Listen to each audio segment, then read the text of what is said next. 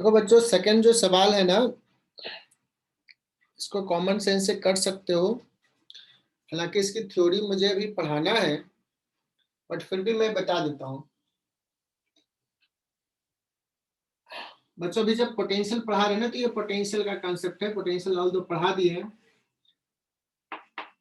अगर स्फीयर है तो सरफेस का पोटेंशियल कितना होता है? Q by R. देखना इसको। और दूसरा भी बच्चों आइडेंटिकल ही स्फीयर है, दोनों का भी रेडियस सेम है।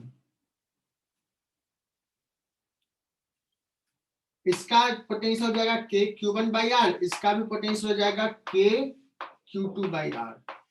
और कहा दिया दोनों को ना टच करा दिया या कंडक्टिंग वायर से ज्वाइन कर दिया। So what happens, charges flows from one sphere to another sphere. कब तक चार्ज फ्लो करेगा? जब तक पोटेंशियल डिफरेंस जीरो नहीं हो जाए, इक्वल ना हो जाए, पोटेंशियल डिफरेंस जीरो ना हो जाए। अब देखो ये दोनों, इस पर्टिकुलर केस में जो सेकंड सवाल है बच्चों, the two sphere are identical, तो दोनों में इक्वल इक्वल चार्ज आएगा तभी पोटेंशियल भी इक्वल होगा, है ना। तो चूंकि इनिशियल इसलिए इक्वल दिया रेडियस, तो बच्चों एक पे चार्ज पहले है 10 माइक्रोकूलम और एक पे है -20 माइक्रोकूलम। तो टोटल चार्ज सिस्टम पे कितना हो जाएगा Prathamesh? -10 microcoulomb total charge on the system. अब जब टच करा दिया तो हाफ हाफ चार्ज चला जाएगा। तो सेकेंड केस में क्या हो जाएगा, इस पे 5 माइक्रोकूलम होगा और इस पे भी 5 माइक्रोकूलम होगा, नेगेटिव चार्ज दोनों पे। बच्चों इनिशियली दोनों के बीच में जो फोर्स होगा, पहले था 10 माइक्रोकूलम और 20 माइक्रोकूलम। तो जो फोर्स F1 था इनिशियली, स्क्रीन शेयर हटा के तुम देख सकते हो, बोर्ड देख सकते हो, समझ में आ जाएगा। जो F1 था वो था K Q1 10 इंटू 20 बच्चों, और ये अट्रैक्टिव फोर्स था। डिस्टेंस R स्क्वायर सेम रहेगा सेकेंड केस में भी, लेकिन चार्ज सेकेंड केस में हो जाएगा -5 माइक्रोकूलम और -5 माइक्रोकूलम। मतलब ये जो फोर्स हो जाएगा बच्चों रिपल्सिव हो जाएगा, और ये जो पहले था वो अट्रैक्टिव था। बट अगर मैग्नीट्यूड की बात करें, F1 बाई F2 कर लो, कितना आ जाएगा बच्चों? ये शायद 8 आ जाएगा, 8 रेशियो। प्रथमेश ये क्लियर? सेकेंड सवाल क्लियर क्या प्रथमेश, जिसने पूछा था? Yes sir. और ये चार्ज इक्वल होता है ये मुझे बताना पड़ा, अदरवाइज बाद में जब पढ़ाएंगे तो समझ में आ जाएगा।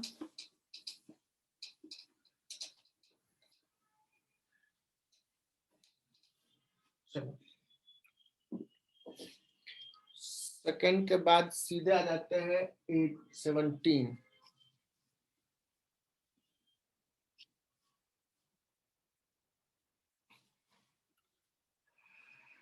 सेवनटीन पढ़ो क्या है। Two spherical conductor B and C having equal radii and carrying equal charge in them repel each other with force F when kept at some distance. ये भी concept वैसा ही है।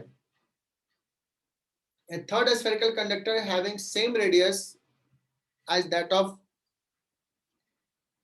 the uncharged but initially uncharged. तो इसके concept को मैं समझाता हूँ, स्क्रीन से स्टॉप कर रहा हूँ।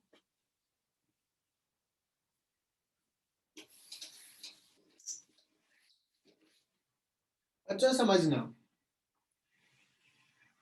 एक चार्ज A है, सॉरी एक बॉडी A है और एक C है।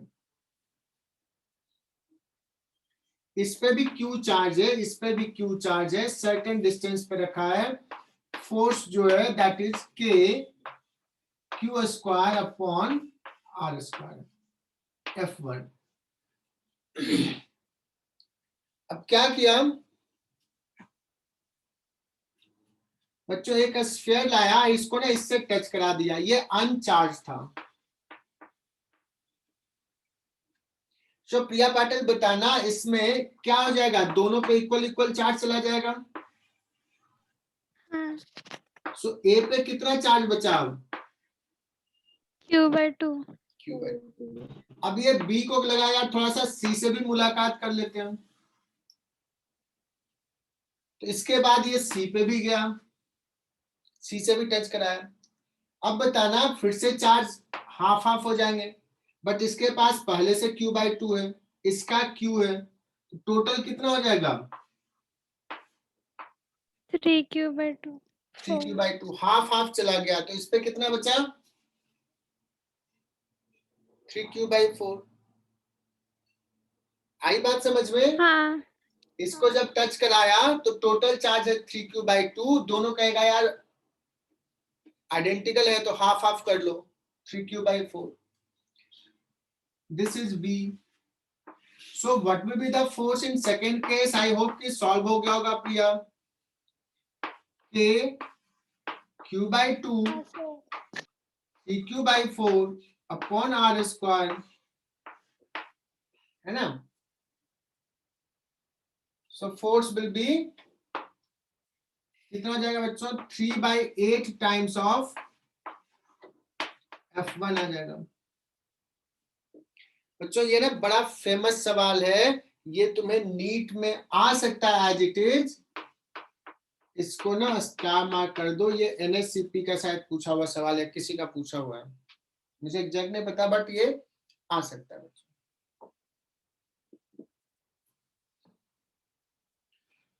चलो,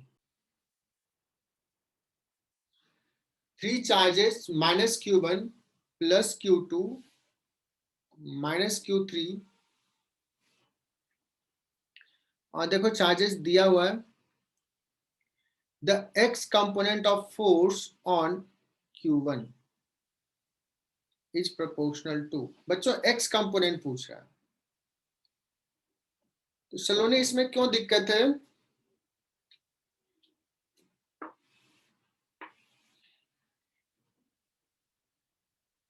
ये देखो -Q1 है और ये है +Q2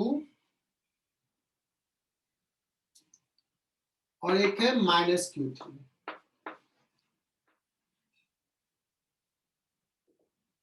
और एंगल भी दे दिया बच्चों, ये है एंगल थीटा।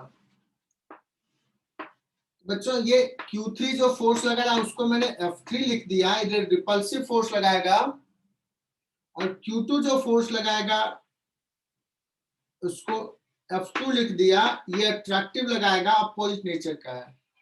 सलोनी यहां तक clear? Yes sir. So x component क्या हो जाएगा, F2 Fx on charge 1 F2 plus F3 sin theta। am I right Saloni? Yes sir. क्या अभी और आगे बताऊं क्या? नहीं सर, हो जाएगा। चलो बच्चों, सो उसके बाद कौन सा था, 20 था, 17 and 20।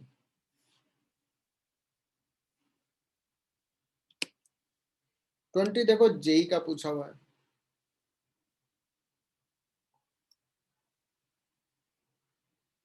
ये चीज क्या है ना प्रिया पाटिल, इसको हम लोग जब ग्रेविटेशन पढ़ाएंगे तो करेंगे, ऐसे सवाल तो हो जाता, बट स्टिल अभी पूछा है तो अभी भी हम लोग कर लेते हैं। ये कॉन्सेप्ट हम ग्रेविटेशन में सीखते हैं, ग्रेविटेशन करके चैप्टर।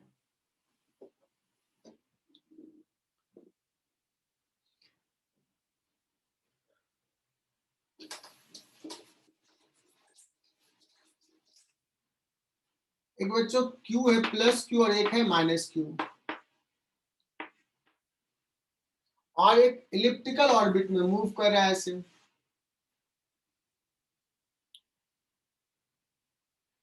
अब बताना प्लस क्यू के अराउंड इस पे जो फोर्स है वो हमेशा प्लस क्यू से पास कर रहा है क्या? इलेक्ट्रोस्टैटिक फोर्स पॉइंट चार्ज है। तो अगर मैं टॉर्क देखूं इस इलेक्ट्रोस्टैटिक फोर्स का, टॉर्क, तो टॉर्क जो होगा इस इलेक्ट्रोस्टैटिक फोर्स का about point charge plus Q will be 0। क्यों? बिकॉज लाइन ऑफ एक्शन वहीं से पास कर रहा है। बच्चों टॉर्क 0, इसलिए एंगुलर मोमेंटम कंजर्व। कंजर्व रहेगा। लेकिन लीनियर मोमेंटम कंजर्व रहेगा क्या? तो वैसे ही बताओगे, उसका जो डायरेक्शन चेंज हो रहा है कंटिन्यूअसली, तो मोमेंटम तो कंजर्व नहीं रहेगा। और ऐसे भी उस पर फोर्स लग रहा है ना।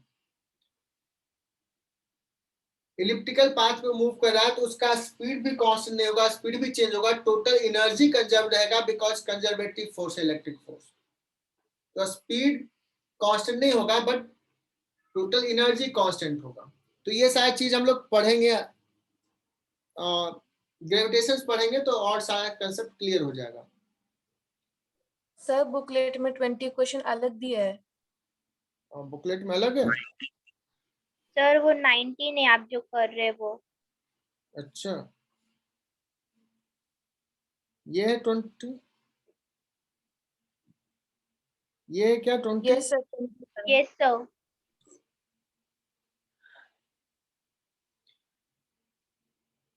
When charge is given to a soap bubble, it shows। अभी देखो, अगर सोप बबल पे हमने चार्ज दे दिया तो ये चार्ज एक दूसरे पे कैसा फोर्स लगाएगा? सिमिलर नेचर का है, क्या कहेगा? एक दूसरे पे फोर्स लगाएगा, रिपल्सिव। रिपल्सिव। इसका टेंडेंसी क्या होगा? एक्सपैंड करने का टेंडेंसी होगा, है ना। हाँ। तो साइज क्या होगा? इंक्रीज होना चाहेगा। तो 21 भी हो गया। सेक्शन बी, बी में किसी को डाउट? तो 21 तक ही हमारा, 22 है नहीं सेक्शन 1 में। किसी ने 22 भी पूछा था। जो सर को दिया है सर।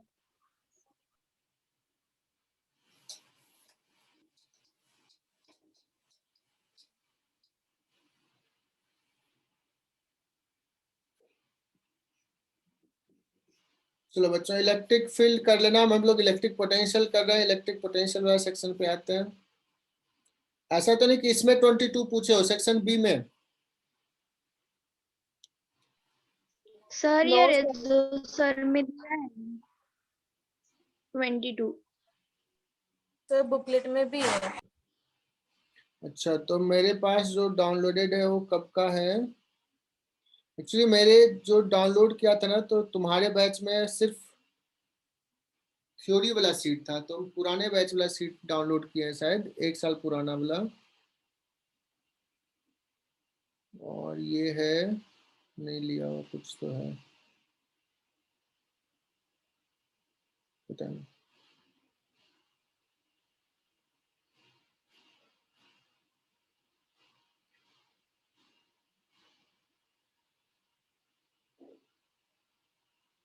चलो, तो और डाउट है क्या कुछ? B20। डी, सेक्शन सी हमने, सी नहीं गए। B20। अच्छा, B20, बॉम्बे 20। ये वाला सवाल है क्या? नहीं। सर 21 है। 21। हाँ ये वाला। 3 लार्ज पैरेलल प्लेट्स। अभी देखो ये क्या है, अब इसको हटा दिया होगा, ये पुराना होगा 20 वाला, बिकॉज ये गॉसियन सरफेस का, गॉसियन सरफेस जनरली बाद में पढ़ाते हैं, पहले डाल दिया होगा, अभी थोड़ा सा मॉडिफाई किया है। चलो, तो इसको कर लेते हैं। 3 लार्ज प्लेट्स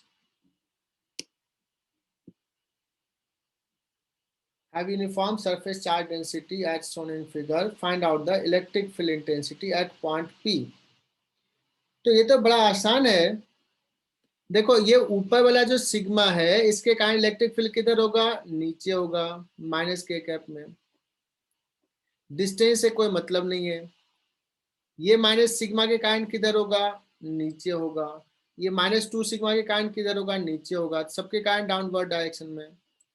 तो sigma by 2 epsilon naught, -2 sigma by 2 epsilon naught और minus sigma by epsilon naught कितना हो जाएगा, 4 sigma by epsilon naught. Directions क्या हो जाएगा,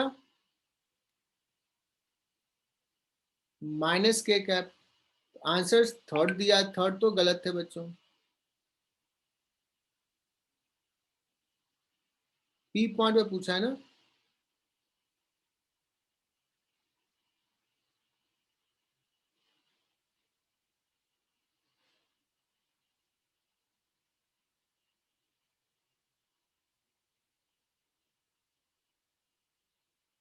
हाँ sorry sorry sorry, third is correct ना, -4 सिग्मा बाई 2 एप्सिलॉन नॉट, तो थर्ड इज करेक्ट, ठीक है ना।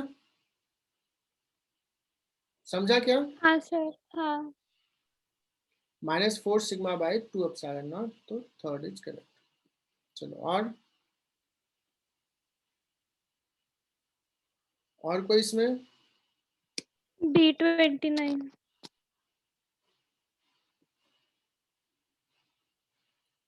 बच्चों तुम लोग सॉल्व करना शुरू, जो सॉल्व नहीं कर रहे हैं तो फिर मजा नहीं आएगा।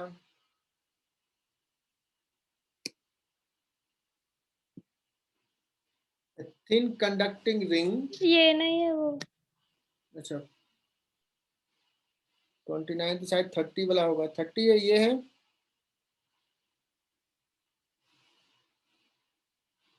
नहीं। ठीक है 31,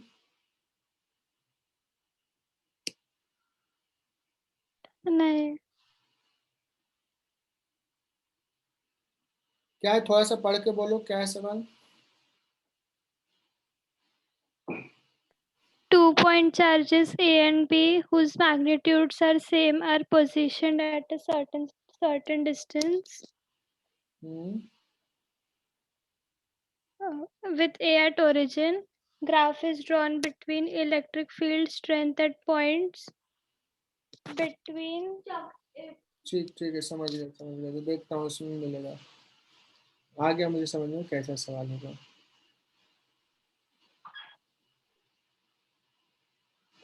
नहीं है इसमें लगता है, हाँ ये है। 35 है क्या, हाँ।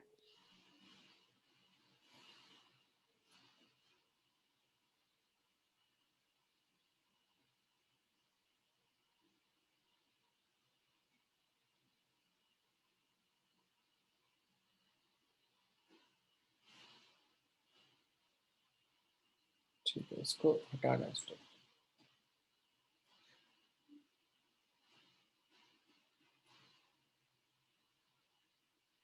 अच्छा तुम लोगों को ऐसा ग्राफ नहीं ड्रॉ करवाया था क्या, मुझे तो ऐसा याद आ रहा है कि अगर ये प्लस क्यू है, प्लस क्यू है,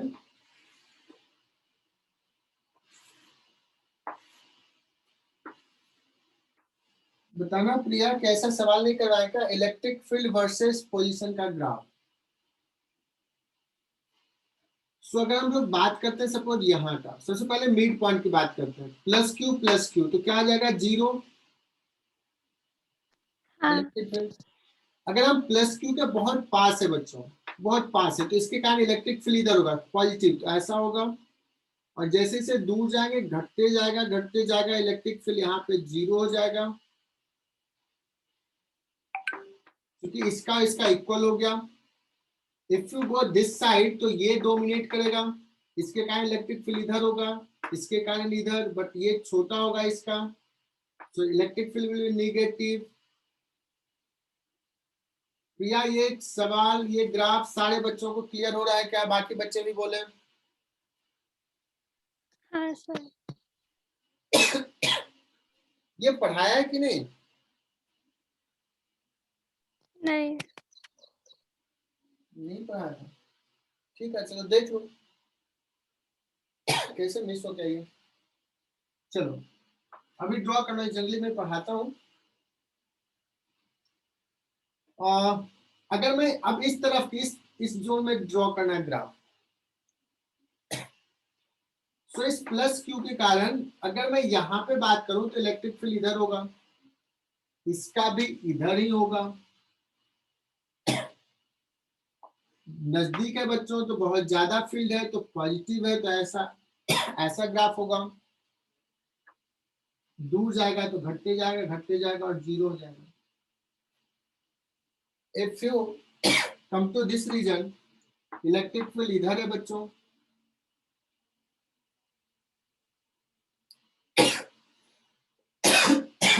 निगेटिव डायरेक्शन में।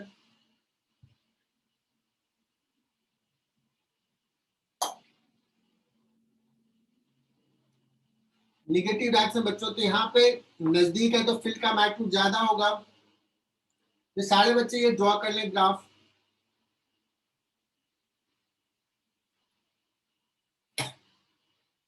हमने अभी इलेक्ट्रिक फील्ड का ग्राफ ड्रॉ किया प्लस क्यू और प्लस क्यू के लिए।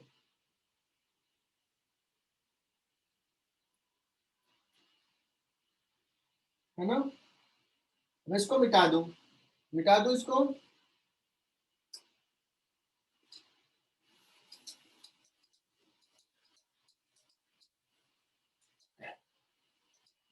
तो बच्चों जरूर लिख लेना, क्योंकि ऐसे सवाल आ सकते हैं।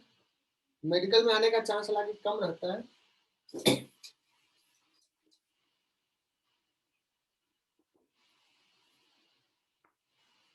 तो यहाँ पे ले लेता हूँ प्लस क्यू और यहाँ पे ले लेता हूँ माइनस क्यू, और मुझे ग्राफ ड्रॉ करना है। इलेक्ट्रिक फील्ड को वाई एक्सिस पे रखता है और पोजीशन को एक्स एक्सिस पे। अभी देखना इलेक्ट्रिक फील्ड इसके कारण इधर और इसके कारण भी इधर ही है, तो क्या यहाँ पे जीरो होगा? जीरो नहीं होगा। नहीं। हालांकि जब नजदीक है तो फील्ड बहुत ज्यादा होगा बच्चों, और पॉजिटिव होगा तो ऐसा होगा। दूर जा रहा है तो घट रहा है। एक पॉइंट पे यहाँ पे जो है ना मिनिमम हो जाएगा। फिर जैसे जैसे नजदीक जाएंगे ना इसका कंट्रीब्यूशन बढ़ने लगेगा, लेकिन डायरेक्शन इधर ही है, पॉजिटिव ही है। So it will go in this way. ठीक। और अगर हम इस रीजन की बात करें, इधर का रीजन का, तो यहाँ पे माइनस चार्ज है। बच्चों बताना, अगर माइनस चार्ज है यहाँ पे, इसके कारण फील्ड इधर, इस प्लस क्यू के कारण इधर, तो नेट फील्ड किधर होगा? आई कैप या माइनस आई कैप?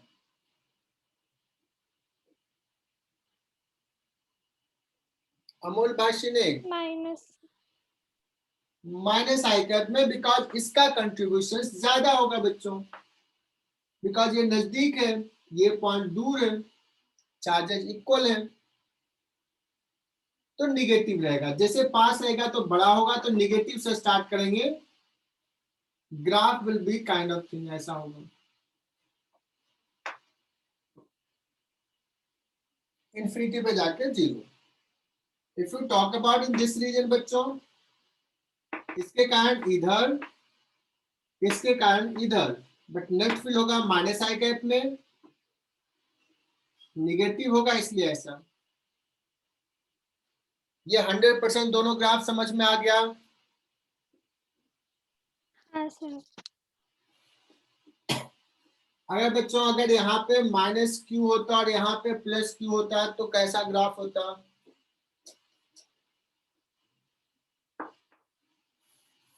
क्या ये जस्ट उल्टा हो जाता पिछले वाले का?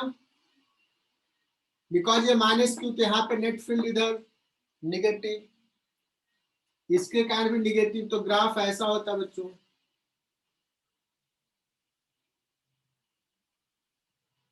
सुप्रिया पाटिल या बाकी बच्चे भी बताएं, क्या वो सवाल जो भी हम लोग डिस्कस करने वाले थे वो हो जाएगा? Yes, sir. हाँ सर। Yes sir. अब एक थोड़ा सा टफ सवाल भी ले लेते हैं बच्चों, थोड़ा टफ चलेगा? इसी में, इसी ग्राफ पे।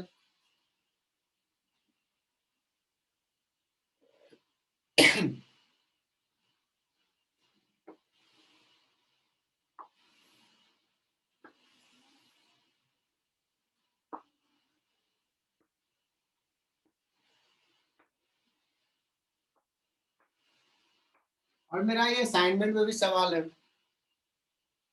तो तुम लोगों को असाइनमेंट नहीं दिया हूं ना? असाइनमेंट में सवाल दिया हुआ है मेरा बच्चों। ये जो है ग्राफ, ये m जो है वो मिड पॉइंट है।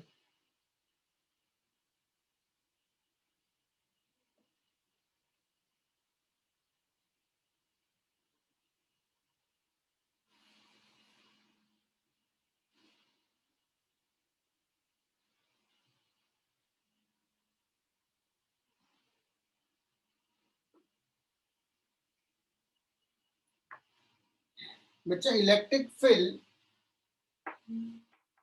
वर्सेस पोजीशन का ग्राफ इस रीजन में दिया हुआ है ऐसा, बिटवीन Q1 एंड Q2। क्या कमेंट करोगे बच्चों Q1 Q2 पे? Whether the both charges are positive या बोथ चार्जेज आर नेगेटिव, या Q1 पॉजिटिव Q2 नेगेटिव, या Q1 नेगेटिव Q2 पॉजिटिव। इस ग्राफ से एंड आई कैप के डायरेक्शन में जो इलेक्ट्रिक फील्ड है उसको पॉजिटिव लिया है, और माइनस आई कैप के इलेक्ट्रिक फील्ड को निगेटिव लिया है।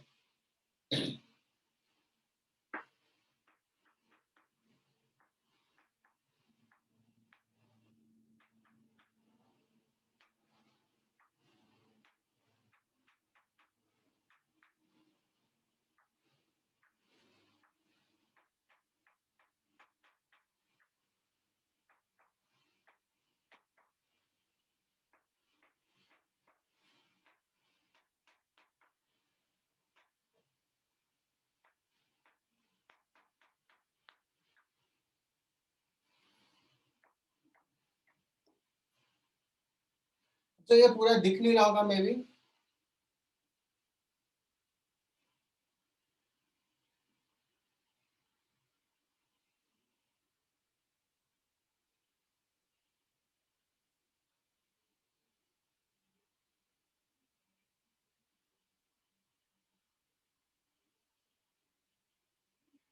अब देखना बच्चों सिंपल सा,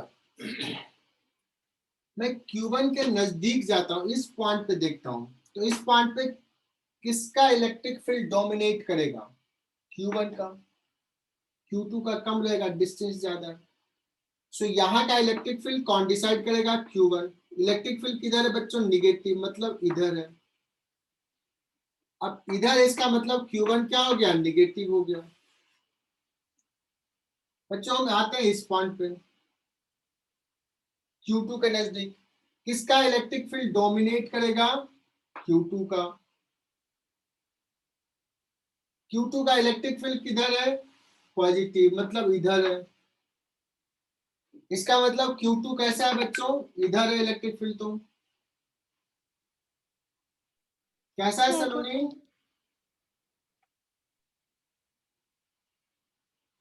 Q2 कैसा होगा? पॉजिटिव। अरे पॉजिटिव कैसे होगा? पॉजिटिव में अवे करता है चार्ज, निगेटिव में टूवर्ड्स होता है इलेक्ट्रिक फील्ड। टूवर्ड्स है ना, टूवर्ड्स है ना इसके। अभी आई बात समझ में? Yes sir. तो Q2 भी क्या है? निगेटिव है। So option B is correct. Ayush Yadav, is it clear? Yes, sir. Atharva Parekh, yes Pallavi जो हमेशा एब्सेंट रहती है, पल्लवी Yes, sir. नहीं आया। देखो दम नहीं, आवाज में दम नहीं है। Yes, sir. चलो पल्लवी अगर समझ में आ गया तो मुझे ये बता सकते हो क्या कि Q1 का मैग्नीट्यूड और Q2 के मैग्नीट्यूड में क्या रिलेशन है? सारे बच्चे बताएं, दिमाग लगाओ। क्या ये कुछ इंफॉर्मेशन दिया है इस ग्राफ में मैग्नीट्यूड के बारे में?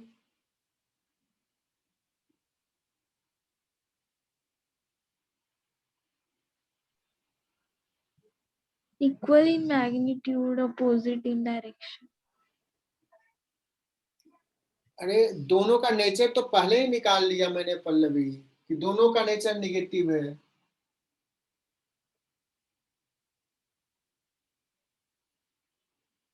Q1 Q2 Q1 equal है, greater है, Q1 greater. Q1 ग्रेटर है। संस्कृति ने बताया Q2 ग्रेटर। अच्छा थोड़ा सा दिमाग लगाओ, सारे बच्चे कैपेबल हो करने के लिए, तुम लोग ब्रिलियंट बच्चे हो।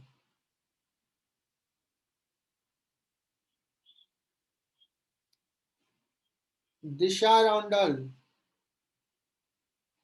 कुछ आंसर करो। लोकेशा, महक मोदी, मानसी, निकिता, निकुंज, ओमकार, रुद्राक्ष। रुद्राक्ष एक सबसे अच्छा बच्चा है, सबसे ज्यादा रिप्लाई हमेशा करता रहता है, इंटरेक्ट करता है। रोहित, ऋतुजा, प्रिया पाटिल करेक्ट।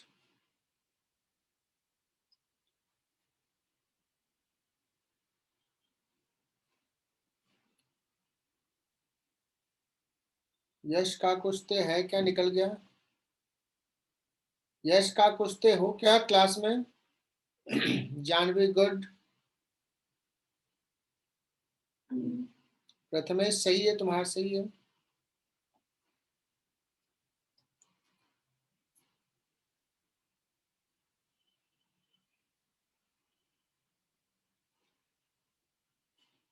अच्छा सिंपल सा है, देखो इलेक्ट्रिक फील्ड 0 इस पॉइंट पे है, ध्यान से समझना। अगर मिड पॉइंट पे इलेक्ट्रिक फील्ड 0 होता बच्चों तो दोनों का मैग्नीट्यूड इक्वल होता, क्योंकि जितना ये क्रिएट कर रहा है यहाँ पे उतना ही ये क्रिएट कर रहा है सेम डिस्टेंस पे। लेकिन यहाँ पे इलेक्ट्रिक फील्ड इस पॉइंट पे 0 है। Q1 जितना यहाँ पे क्रिएट कर रहा है यहाँ पे, Q2 उतना क्रिएट कर रहा है यहाँ पे, Q2 से नजदीक है ये, तो ये कम डिस्टेंस में क्रिएट कर रहा है उतना, मतलब इसका चार्ज भी कम रहे, इलेक्ट्रिक फील्ड सॉरी चार्ज है कम। Q1 सर्टेनली ग्रेटर होगा तभी तो लार्ज डिस्टेंस में भी इसके बराबर कर रहा है। सो Q1 का मैग्नीट्यूड जो है विच इज ग्रेटर। बच्चों क्लियर? जिसको नहीं Yes, समझ में आ रहा है बच्चों तो उसको मैं ऐसे लिख लेता हूँ, ये x1 देता हूँ, ये x2 देता हूँ, है ना। Q1 का इलेक्ट्रिक फील्ड हो जाएगा बच्चों K Q1 upon x1 square और Q2 के कारण हो जाएगा K Q2 upon x2 square. Direction अलग है, मैंने चेक कर लिया है। अगर कोई पूछ भी दे कि Q1 का मैग्नीट्यूड और Q2 का मैग्नीट्यूड में क्या रिलेशन होगा, x1 बाई x2 का स्क्वायर, है ना बच्चों। x1 बड़ा है इसलिए Q1 बड़ा है, तो ये बच्चों लिख भी लेना।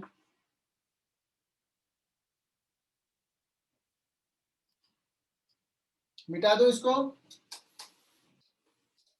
बच्चों। एक और टफ सवाल लूं क्या? नहीं यार रहने दो, बहुत हो जाएगा। ले लूं?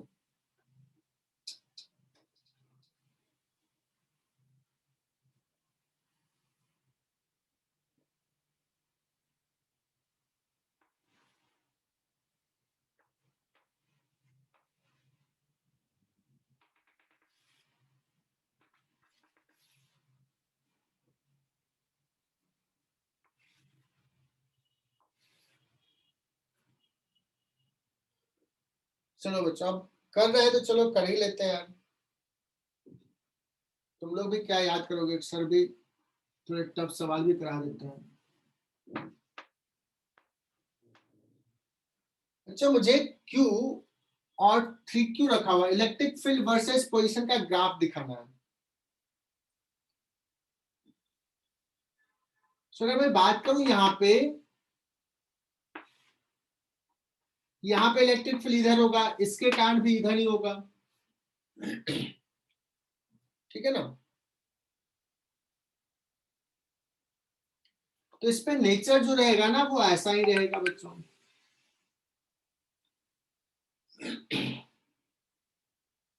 अब यहाँ पे मैं ये नहीं दिखा रहा हूं कि मिनिमा किस पोजीशन पे होगा, मिनिमा मिड पोजीशन पे नहीं होगा, किसी दूसरे पोजीशन पे होगा। हमारा कंसर्न थोड़ा सा इधर का है।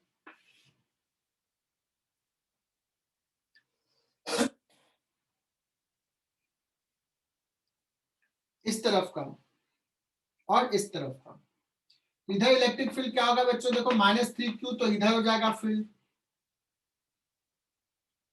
निगेटिव में। कैन वी से कि ये ऐसा हो जाएगा बच्चों, ऐसा हो जाएगा।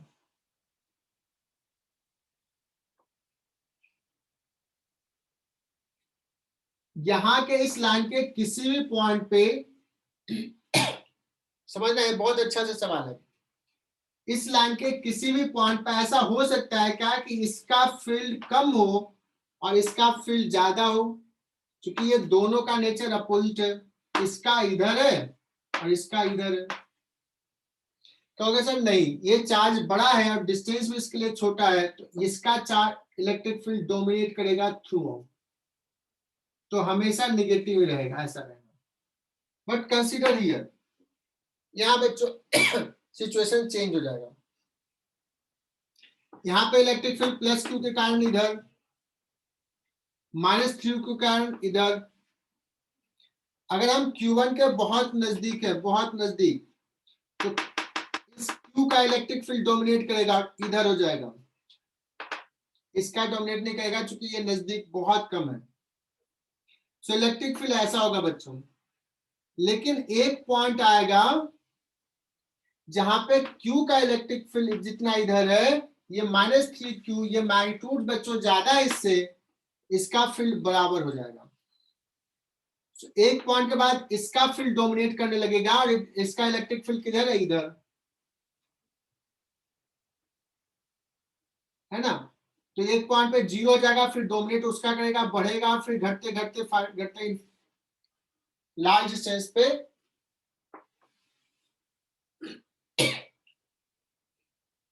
0।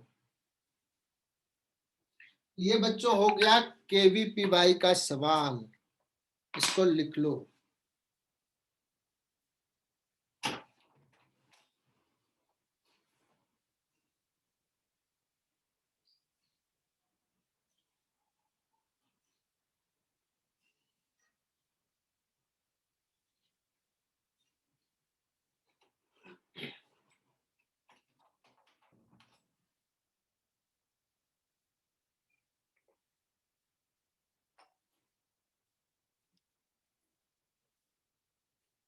इसको मिटा सर वो दो। 0 के बाद वापस नेगेटिव में आएगा ना, क्योंकि माइनस आई कैप में Q की वजह से भी माइनस आई कैप में होगा ना, Q के वजह से किधर है, माइनस में होगी ना। हाँ, तो -3 फिर के कारण किधर है, प्लस आई में। कैप में। इस हाँ। पॉइंट के बाद, इस पॉइंट के बाद जो होगा ये डोमिनेट करेगा इसके ऊपर, तो क्या होगा, इसके अकॉर्डिंगली हो जाएगा, लेकिन घटते जाएगा और फिर 0 हो जाएगा। आई बात समझ में। हाँ।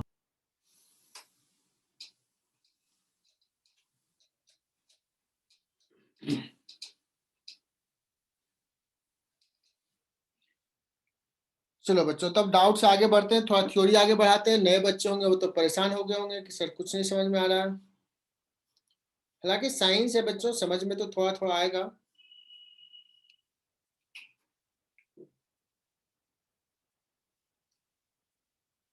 तो लास्ट लेक्चर में कहां तक छोड़ा था, पोटेंशियल,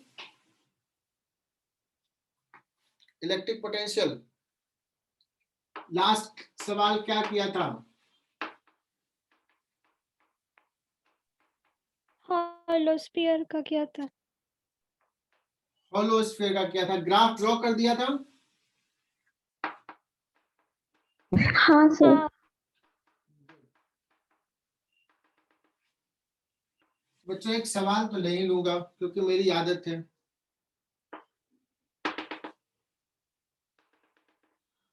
हमारे लेक्चर में क्या होता है, थ्योरी तो होता ही नहीं है, सिर्फ सवाल होते हैं।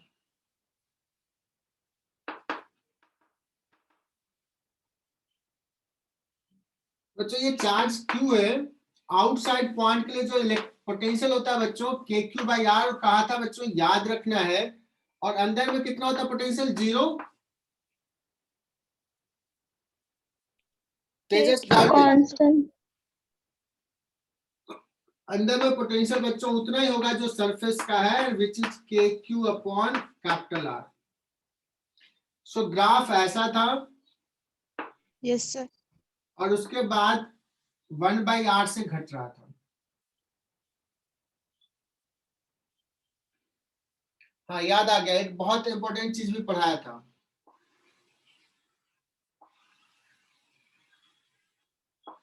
Q1 चार्ज था, ये डिस्टेंस R1 था और ये डिस्टेंस R2 था।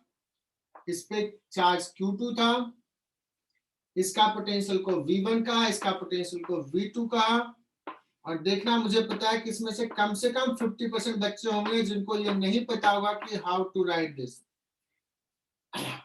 बच्चों this is function of Q1, मैं पूछूंगा वही बताना। This is option A, this is function of Q2, option B, this is function of Q1 and Q2 both,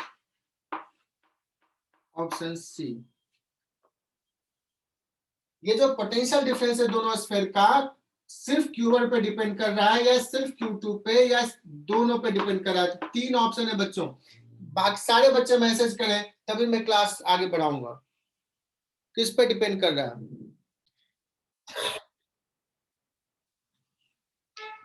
अच्छा यार कोई दिल से बताना, इस पे हम कुछ बात किए थे क्या? इस पे कितना देर पढ़ाए थे? ये कम से कम 5 मिनट तो पढ़ाए थे। Yes, sir. और बहुत फोकस करके कहा था बच्चों, ये बड़ा इंपॉर्टेंट है। कहा था V1 जो है बच्चों, मैं लिख देता हूं, मैं फिर से बोल रहा हूं, ये बहुत ही इंपॉर्टेंट है। वेद भंडारकर बहुत देर बाद मैसेज किया, लेकिन किया सही। इस पॉइंट पे पोटेंशियल जो लिखना है बच्चों, इसके चार्ज के कारण एज वेल एज इसके कारण लिखना है। खुद के चार्ज के कारण सरफेस पे KQ1/R1, इसके कारण यहां पे जो होगा चार्ज पोटेंशियल KQ2, बच्चों R1 लूं या R2 लूं? R2. R2। अंदर के पॉइंट पे पोटेंशियल हर पॉइंट पे सेम KQ/R, देखो ग्राफ भी ड्रॉ किया हुआ है, R2।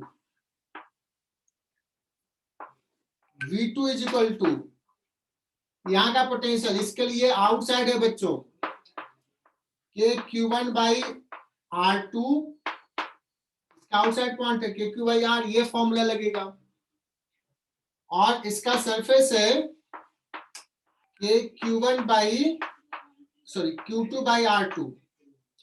ये जितना यहां क्रिएट करा है उतना ही यहां क्रिएट करा है, देखो सेम है। अगर V1 माइनस V2 करेंगे ये कैंसिल हो जाएगा, क्या बचेगा? ये वाला पार्ट, KQ1 कॉमन। बच्चों ये इलेक्ट्रोस्टैटिक्स में इतना इंपॉर्टेंट है, बहुत यूजफुल है, बेसिक है, जो अभी हमने लिखा है पोटेंशियल 1 2 का। सिर्फ Q1 आ रहा है। पोटेंशियल डिफरेंस किस पे डिपेंड करता है बच्चों? सिर्फ और सिर्फ Q1 पे। दूसरा बार भी रिकॉर्डिंग में आ गया है, सेकेंड टाइम भी पढ़ा रहा हूं।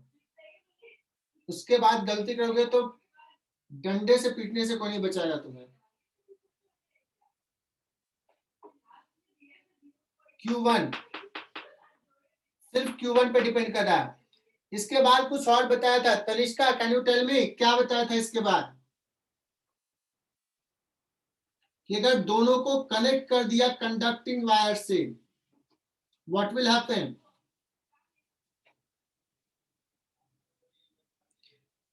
दोनों के बीच में पोटेंशियल डिफरेंस है, कंडक्टिंग वायर से अगर कनेक्ट कर दिया बच्चों, चार्ज फ्लो होगा। चार्ज तब तक फ्लो Zero. होगा जब तक कि पोटेंशियल डिफरेंस जीरो ना हो जाए। Zero. पोटेंशियल डिफरेंस जीरो ना हो जाए, इसको जीरो करना है। ये जीरो तो तभी होगा ना बच्चों जब Q1 जीरो होगा। व्हाट वी विल कंक्लूड, सारा चार्ज यहां से यहां फ्लो कर जाएगा, इस पे चार्ज जीरो हो जाएगा। मतलब all charge of this sphere will flow to the outer sphere. समझ में आई बात? Yes, sir. ये एक बहुत बड़ा क्या कहते हैं, एक कंसेप्ट, ये जो कंसेप्ट है यूज करके एक इंस्ट्रूमेंट बनता है। मेडिकल में तो शायद कुछ भी पूछ लेते हैं, शायद तुम्हारे लिए बहुत यूजफुल हो जाएगा। So this concept is used to form a machine which creates high potential difference. High potential generate करने के लिए ये मेथड यूज करते हैं। अब चलो अब पढ़ा रहे तो यही बताते हैं। This is called Van de Graaff generator.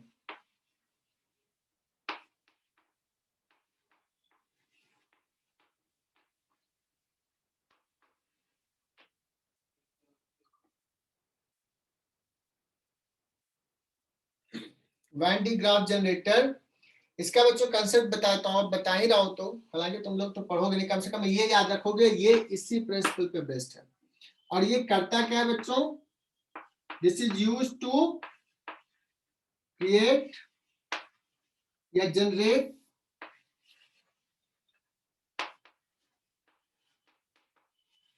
High potential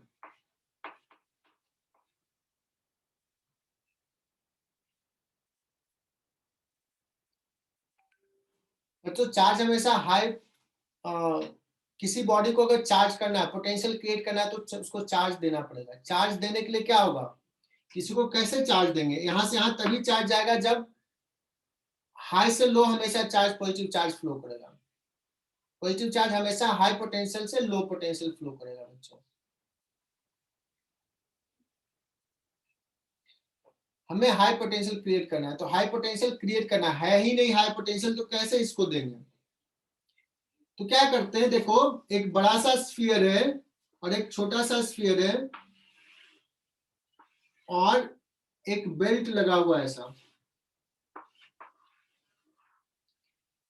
और इस बेल्ट पे ना चार्ज हम देते जाते हैं। तो यहाँ पे तो ये दूर है, ये लो पोटेंशियल पे है अभी, इसको तो चार्ज हम दे सकते हैं बाई जो भी हमारे पास चार्जिंग मेथड है। और ये मोटर घूम रहा है मैकेनिकली, एक मोटर लगा हुआ, और ये स्ट्रिप ऐसे गया और यहाँ पे आया, तो ये जो चार्ज है इस मेटल बॉडी को दे दिया, और ये कंडक्टिंग वायर से ज्वाइन है, तो ये चार्ज यहाँ से यहाँ चला जाएगा, अपने आप चला जाएगा। तो मैकेनिकली यहाँ से हम चार्ज को ला रहे हैं, और ये चार्ज पोटेंशियल डिफरेंस के कारण इससे इधर चला जाएगा। अदरवाइज डायरेक्टली हम इसको चार्ज देंगे ना, तो चार्ज डायरेक्टली इस पे ट्रांसफर होगा, बिकॉज ये हाई पोटेंशियल है, और जो बॉडी हमारे पास है वो लो पोटेंशियल पे चार्ज है, बहुत हाई पे है नहीं। तो ये बहुत ज्यादा अभी समझ में शायद नहीं आया, बट इतना याद है वैन डी ग्राफ जनरेटर जो है इसी प्रिंसिपल पे वर्क करता है।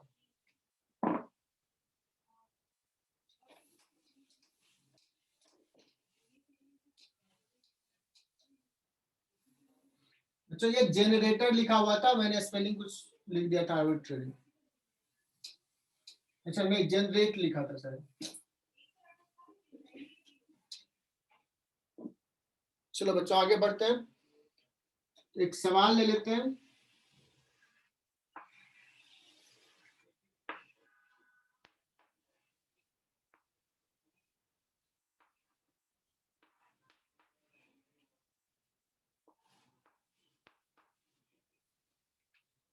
बच्चों ना इस बार ना थोड़ा सा दिल रख लेना मेरा, सही सही बता देना।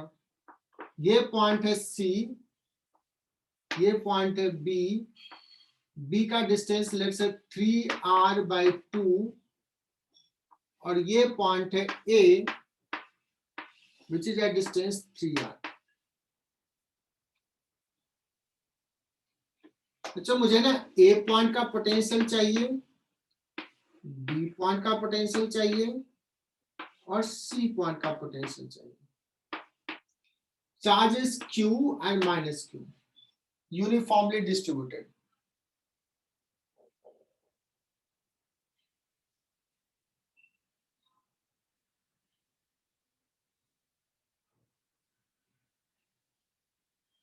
अच्छा जो नए बच्चे हैं ना वो भी कर लेंगे, सिर्फ और सिर्फ मैं एक चीज बता देता हूं, आज 2 नए बच्चे हैं शायद।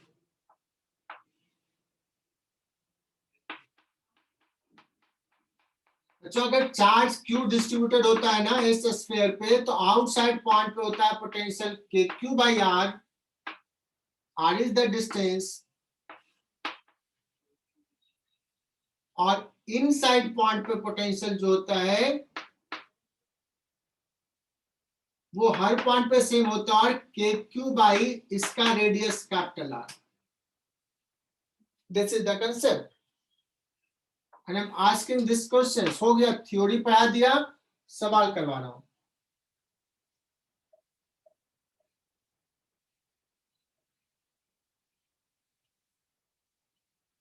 देखो 57 से 53 हो गया।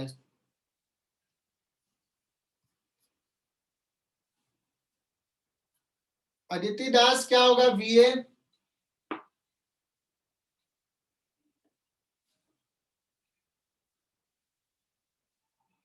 अदिति तो बोलती नहीं है।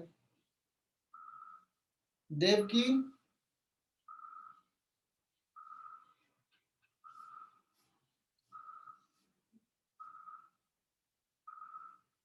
शर्वरी पवार?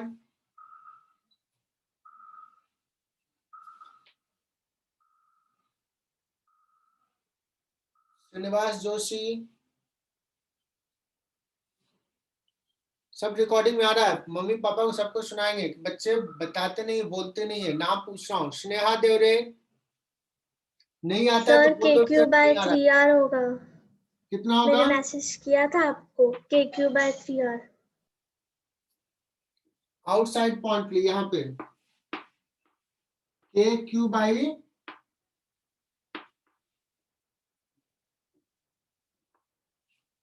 3r। ये किसने बताया? देवकी ने क्या? हाँ सर, मैंने मैसेज भी किया था। अच्छा अच्छा देवकी, मैं एक चीज हिंट दे देता हूँ कि यहाँ पे हम नेट पोटेंशियल की बात कर रहे हैं, कुल मिला के टोटल।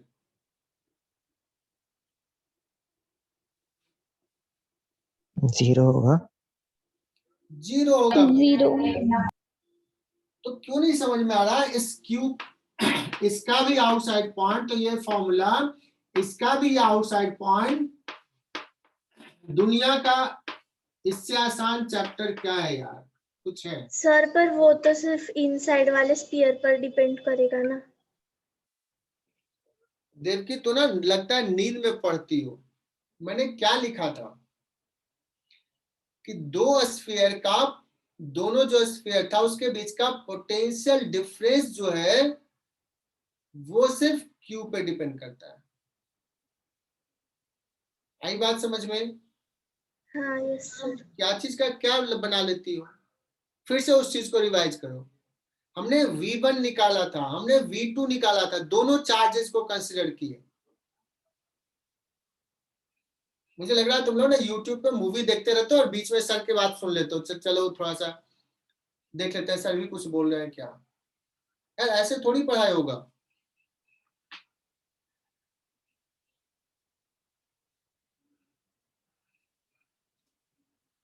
दोनों के बीच का पोटेंशियल 3 बार पढ़ा दिया, तब जाकर के देख के ऐसे मिस्टेक करती हो। आ जाना सेंटर पे, थोड़ा सा डांट लगेगा सामने सामने ना, तब तुम लोग सुधरोगे। बच्चों बी पॉइंट का पोटेंशियल, इस पॉइंट का पोटेंशियल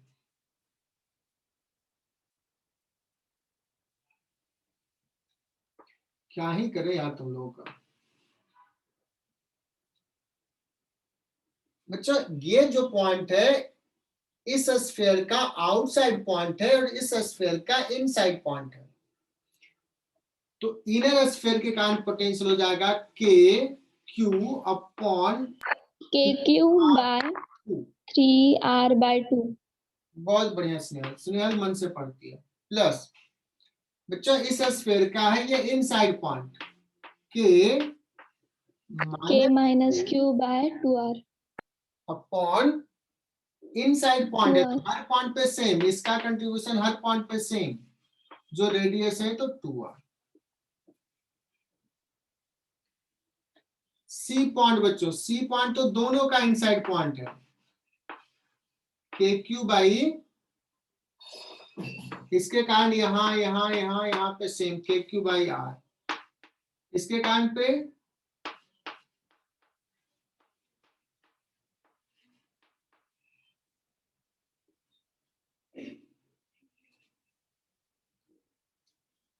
बच्चों ये क्लियर? Yes, sir. 100%। किसको नहीं क्लियर है तो बोल लो, अभी बोल लो, फिर से मैं बता दूंगा।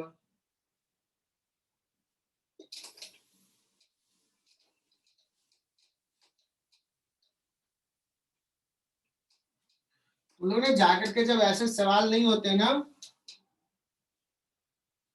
क्या ही करो, मुझे तो पता है कि अगर पढ़ेगा बच्चा सुनेगा तो समझ में आ जाएगा, सुनते ही नहीं तुम लोग। अदिति है वो तो कहाँ गायब रहती, कभी जवाब ही नहीं देती है।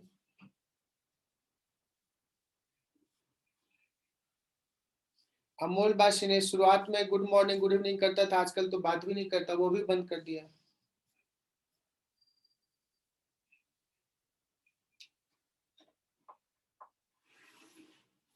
अच्छा अब हम लोग बात करते हैं सॉलिड चार्ज जो है डिस्ट्रीब्यूटेड है वॉल्यूम में। देखो find potential due to the charge distributed uniformly in a spherical volume. और ये तो बच्चों टफ है, आसान वाला तो तुम लोगों ने किया नहीं।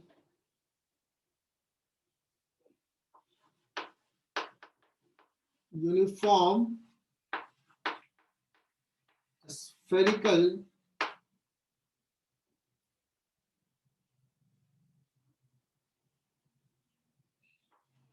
यूनिफॉर्म चार्ज डिस्ट्रीब्यूशन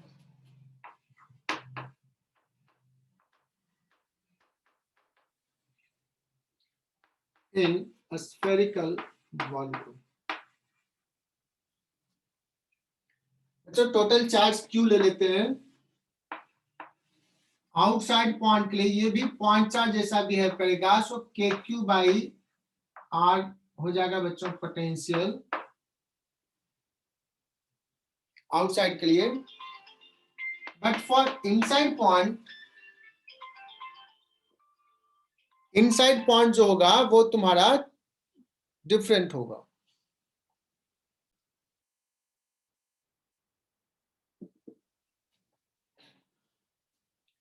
तो बच्चों स्टार्ट करते हैं।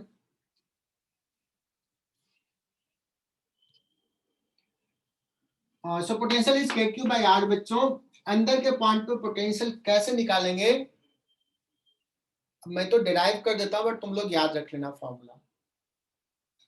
और अभी एग्जिट मत करना, बिकॉज इंपॉर्टेंट चीज है, कुछ चीजें याद रखना है। देखो एक बच्चा गया, हमने जो एब्सेंट है ना नेक्स्ट क्लास से उसको एंट्री नहीं दूंगा, उसकी मतलब ही नहीं है क्लास करने का, आधे में निकल जाते हैं।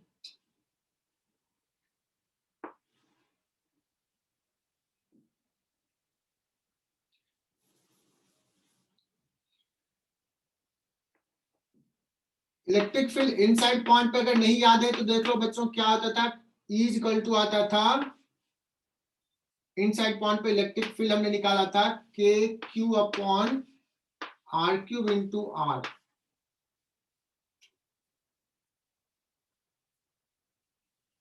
चूंकि इलेक्ट्रिक फील्ड है तो पोटेंशियल चेंज होगा, मुझे तो निकालना है change in potential, so we will derive dV. DV equal to मैंने फॉर्मूला पढ़ाया था minus E dot d r. We will integrate this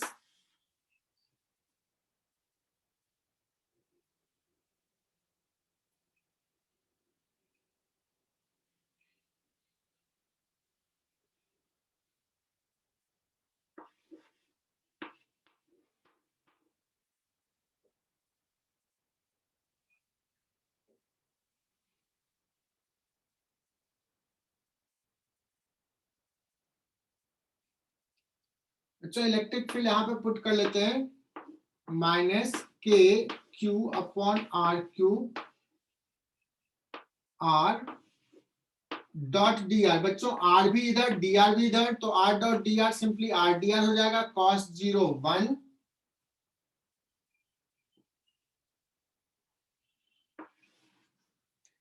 अब कहोगे सर मैं इसको इंटीग्रेट करूं तो लिमिट कहां से कहां पुट करूं। सो मुझे किस पॉइंट का पोटेंशियल पता है, क्या सेंटर का पोटेंशियल पता है, तो क्या r इज इक्वल टू 0 से स्टार्ट करूं, पोटेंशियल एट द सेंटर नहीं पता, यहां का पोटेंशियल पता है। So we will integrate from capital R, potential at the surface is Vs, तो कोई भी जनरल R जहां का पोटेंशियल निकालना है। तो यहां से मैं यहां लिख रहा हूं V minus Vs S for surface के क्यू अपॉन आर क्यू। बच्चों साथ साथ लिखते जाओ,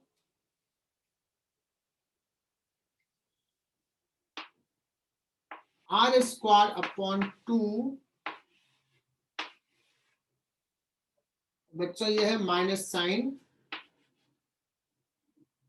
कैपिटल आर से small R, minus K Q upon capital R cube, 2 बाहर ले लिया, small R square minus capital R square, limit put कर दिया। Vs कुछ और नहीं बच्चों के क्यू बाई आर है। सो V एट इनसाइड पॉइंट, इसको थोड़ा सिंप्लीफाई कर लेते हैं, इधर लिख चले जाते हैं के क्यू, इसको इधर लिख चले गए। अब सिंप्लीफाई कर लेना आता है तुम्हें, मैं डायरेक्टली लिख रहा हूं के क्यू बाई 2 आर स्क्वायर, अगर कॉमन ले लिया ये माइनस माइनस प्लस हो जाएगा, यहां आ जाएगा 3 आर स्क्वायर और ये माइनस यहां चला गया। यहां से कैसे आएगा, यू कैन डू दिस, मैं एक स्टेप आगे डायरेक्टली लिख दिया हूं। बच्चों ये बता रहा है किसी भी इनसाइड पॉइंट पे potential, if you wish you can remember this formula. ये टफ सवाल के लिए, नहीं तो एटलीस्ट जो लेजी बच्चे हैं कम से कम ये याद रख लें, potential at the centre. What is potential at the centre, k Q upon 2 r q, और सेंटर के लिए स्मॉल आर हो जाएगा बच्चों 0। So potential at the centre will be k Q upon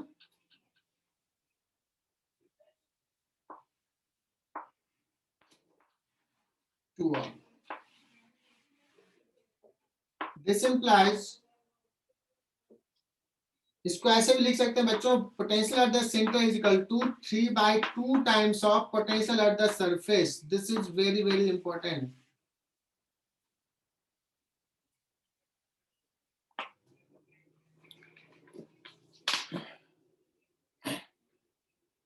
तो यहां तक क्या क्लियर हुआ, आउटसाइड पॉइंट पे पोटेंशियल के Q by R, Yes, sir. Inside पे पोटेंशियल ये है, और एक स्पेशल केस याद रखने के लिए कहा, सेंटर का पोटेंशियल 3/2 टाइम्स ऑफ Vs। तो ये याद रखो। कुछ ऐसा ही कंसेप्ट ग्रेविटेशन में भी आएगा। तो बच्चों अगर इलेक्ट्रोस्टैट्स का ये पोटेंशियल वाला कंसेप्ट समझ में आ गया, जैसे मैंने कहा स्फेरिकल सेल, चार्ज डिस्ट्रीब्यूटेड है सरफेस पे, आउटसाइड पे पॉइंट पे फील्ड क्या है, आउटसाइड पॉइंट पे पोटेंशियल क्या है, इनसाइड पॉइंट पे फील्ड क्या है, इनसाइड पॉइंट पे पोटेंशियल क्या है, एक बात ध्यान से सीख लिया ना तो दोनों में काम आएगा और बहुत ही आसान है। आई डोंट, मतलब मैं रियलाइज ही नहीं कर पा रहा हूं कि तुम लोग इतने बड़े गधे हो कि ये भी नहीं समझ में आता है तुझे। इतना प्यार से समझाया और तुम इसमें भी नहीं लिख पाते हो दूसरे ये बात, और एग्जिट हो जाते हो। 59 बच्चे थे शुरुआत में, अभी 49 पे आ गया, 48 पे आ गया। मतलब क्या ही किया जाए यार तुम लोगों को।